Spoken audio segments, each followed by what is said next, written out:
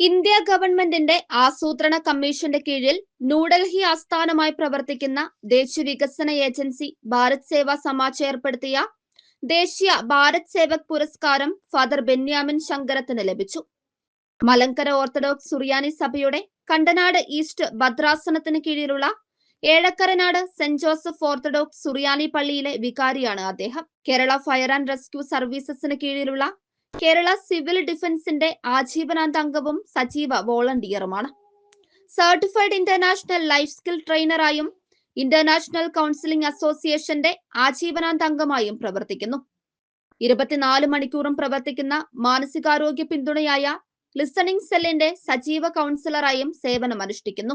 കേരളത്തിലെ ഗോത്ര തീരദേശ മേഖലകളിലുടനീളം അടിസ്ഥാന സൗകര്യങ്ങളുമായി ബന്ധപ്പെട്ട പ്രവർത്തനങ്ങളിൽ സജീവ സാന്നിധ്യമാണ്. വിവിധ സംഘടനാ ശൃംഖലകളുടെ സഹകരണത്തോടെ പാർശ്വവൽക്കരിക്കപ്പെട്ട സമൂഹങ്ങൾക്ക് ആവശ്യമായ വിഭവങ്ങളും വസ്ത്രങ്ങളും വിതരണം ഏകോപിപ്പിച്ചു വരുന്നു.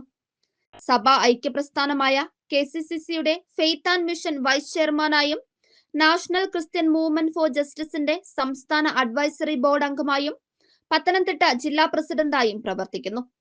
കൂടാതെ മലങ്കര ഓർത്തഡോക്സ് സുറിയാനി സഭയുടെ മാനവ ശാക്തീകരണ വിഭാഗത്തിന്റെ എക്സിക്യൂട്ടീവ് ബോർഡ് അംഗവും കരുതൽ പദ്ധതിയുടെ കോർഡിനേറ്ററുമാണ്. ദേശീയ ക്രിസ്ത്യൻ ന്യൂനപക്ഷത്തിന്റെ മുൻ ദേശീയ ചെയർമാനും ഉപദേശക ബോർഡ് അംഗവുമാണ്. കേരള മനുഷ്യാവകാശ ഫൗണ്ടേഷന്റെ മുൻ സംസ്ഥാന ജനറൽ സെക്രട്ടറിയായും സേവനമനുഷ്ഠിച്ചിട്ടുണ്ട്.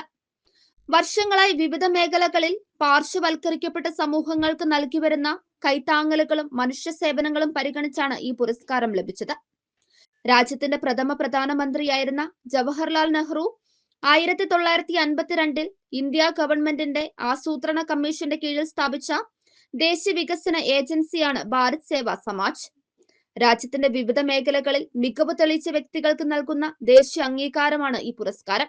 തിരുവനന്തപുരം കവടിയാറിലെ BSS ആസ്ഥാനമായ സദ്ഭാവന ഓഡിറ്റോറിയത്തിൽ നടന്ന ചടങ്ങിൽ പുരസ്കാരം സമ്മാനിച്ചു. കേരളത്തിലെ വിവിധ ജില്ലകളിൽ നിന്നുള്ള വിവിധ മേഖലകളിൽ പ്രവർത്തിക്കുന്ന വ്യക്തികൾക്കും ദേശീയ പുരസ്കാരങ്ങൾ വിതരണം ചെയ്തു.